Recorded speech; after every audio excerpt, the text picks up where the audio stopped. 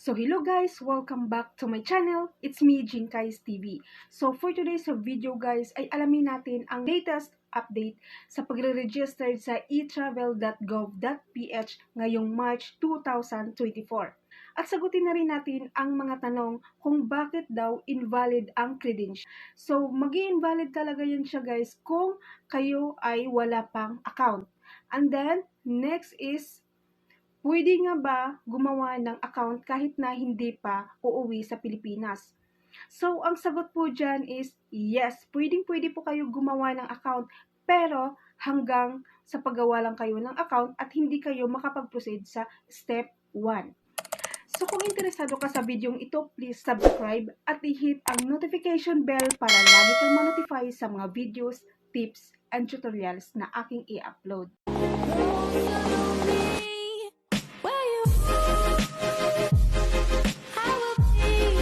So, ayan guys, kung may account na kayo, i-login nyo na lang siya diretso. Pero kung wala pa kayong account, mag-create muna kayo ng account.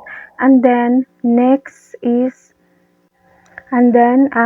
ilagay nyo ang inyong mga active email address kasi doon na magsisend ng OTP. Ayan. And then, after that, ito na yung sinend sa inyong email address. And then, dito nyo yan siya i-type. And then, pagkatapos nyo ilagay, i-click continue. And then, ito na siya guys, kung pagkatapos ninyo siyang i-type. And then, click continue. And then, dito naman guys, sa create your password. Ayan. So, take note nga pala guys ha, na ang password sa ating email address at password dito sa ating e-travel ay magkaiba. So, dapat ay gumawa kayo ng sarili ninyong password para sa inyong mga e-travel para makapag-proceed kayo. Kung nakagawa na kayo ng inyong mga password, ayan, click continue. Step 1. Personal information.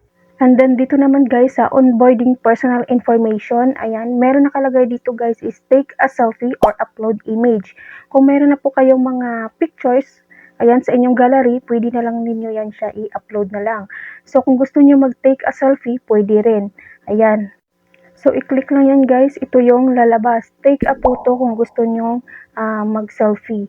So, kung gusto nyo naman ay i-upload nyo na lang, i-click yung tatlong line sa taas. And then, next. So, ayan guys, kung selfie ang gamitin mo, i-click lang itong camera. Pero pag mayroon ka ng picture sa inyong gallery, i-click lang itong local files.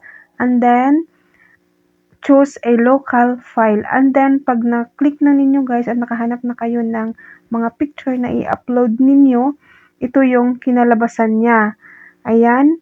Ito na siya guys. And then, loading, please wait. Ayan.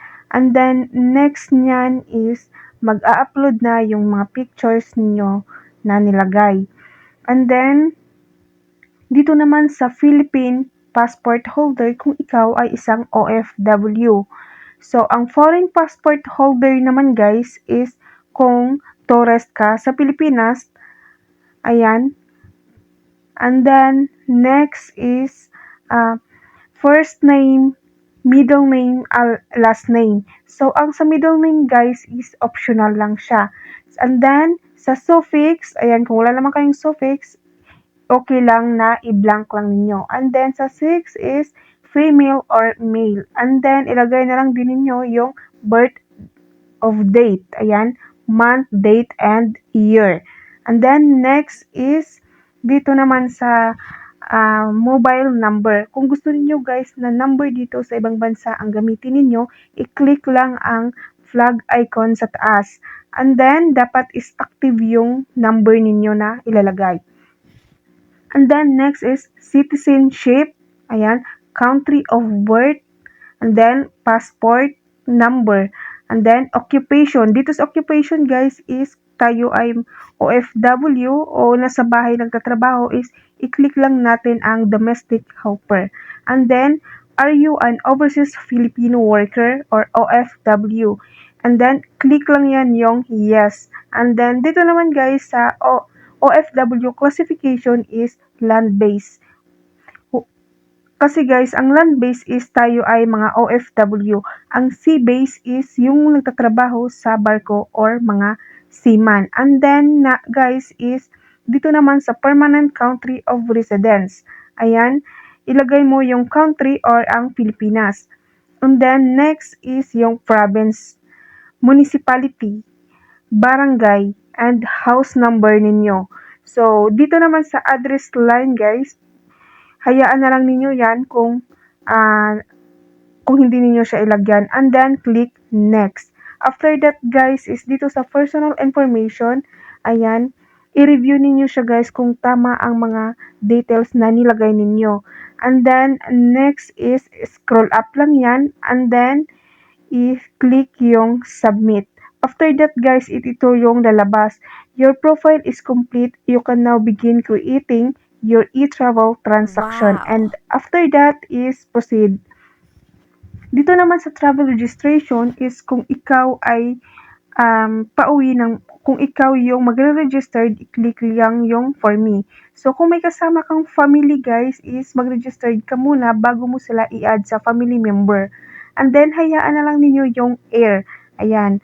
And then, dito naman sa arrival entering the Philippines, ayan, kung kayo ay magbabakasyon sa Pilipinas.